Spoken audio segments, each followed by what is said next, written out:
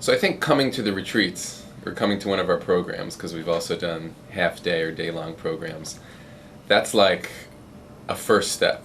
And people could come and have a profound experience, and often do. And then, like with so many programs that you can go to, you go for whatever it is, a day, 4 days, you have this great experience, and then, a year later, you look back, and you're like, oh, that was nice, I remember having a nice time. So that is not our vision, is for people to just come and have this nice time. Our vision really is for people to come to a program and then have a way to sustain this. And of course, we have this tool, this meditation idea, which is one way to sustain it. So it's just, we encourage people to keep up meditation or some type of contemplative practice. Many people come are very experienced and already have that, but people who are new, a lot of people, this affords them the chance. They've always wanted to meditate, and now they can actually do it because they've had some practice in it and know that there's other people out there who are doing it. So that's kind of one thing, is just the sitting, doing the practice itself. That helps sustain, and we would love for people to do that. And it's not just sitting and doing something at home. I mean, we talk about all kinds of ways to kind of maintain that. And this is what we're working on right now, is really kind of upping that piece to be able to support people and encourage people in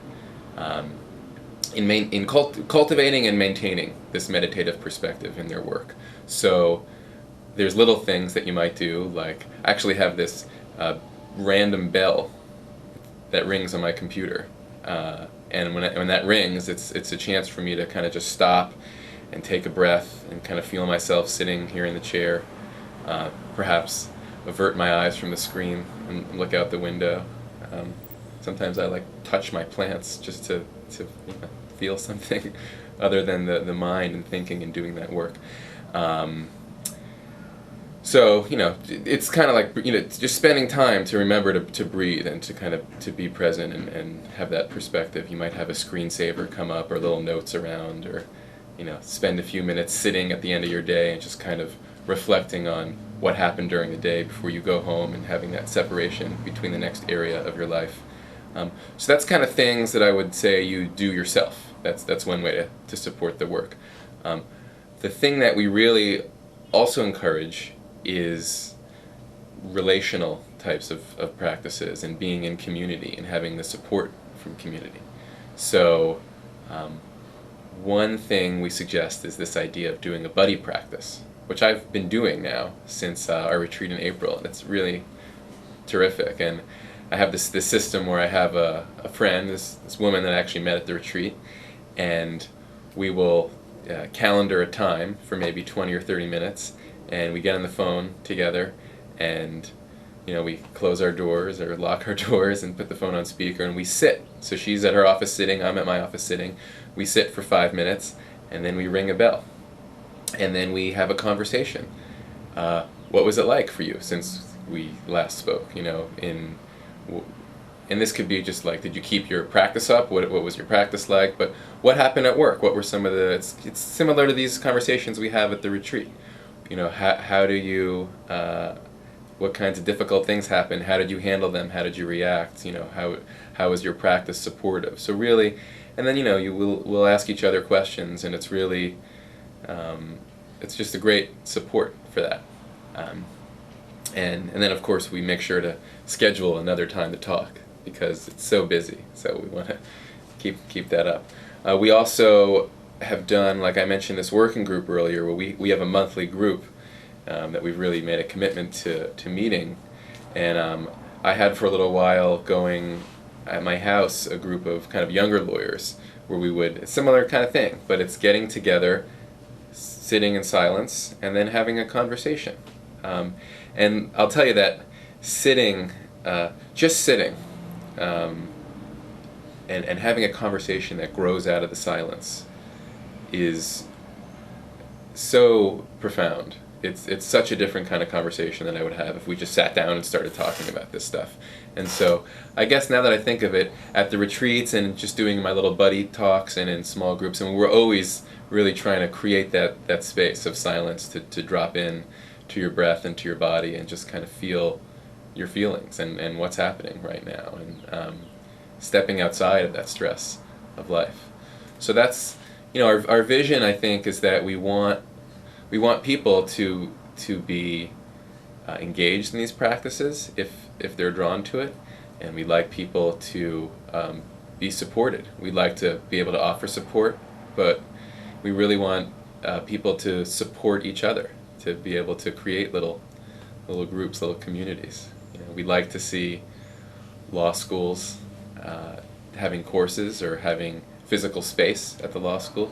I was involved in a that's still going. We started, Charlie Halpern started a meditation group at the Berkeley Law School back in 2003, which was such an amazing support for me while I was in school. And so and it meets in the Dean's seminar room. It's not like it's kind of a trip to pull out.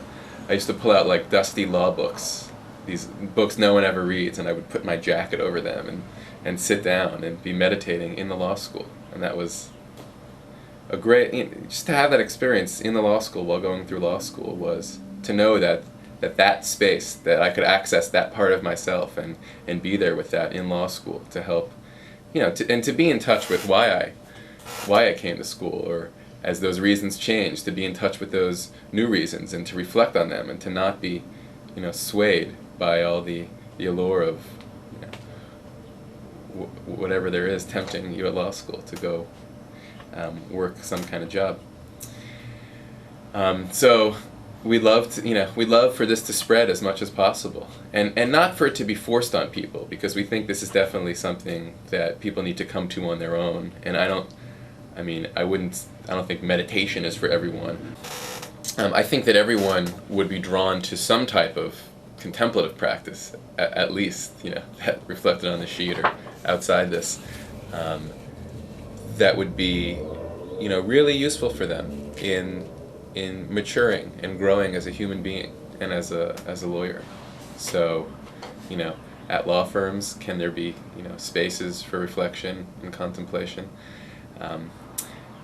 And this is, of course, in conjunction with all the work that we do, all the external work that we do in the world.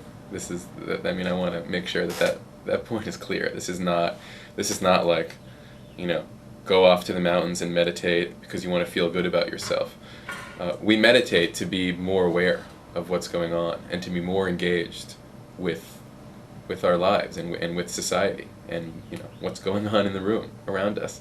So it's really kind of cultivating, and I say this at the retreat, it's cultivating that inner sense and then seeing how it relates to the external, and always monitoring the relationship of the internal experience to what's going on, to just what we see, our external reality, and having that balance. And I think that it's essential to have that balance, to do this external work in a real sustainable way, a way that's nourishing for ourselves, that we can work, but we're still humans, and we're still aware of that fact.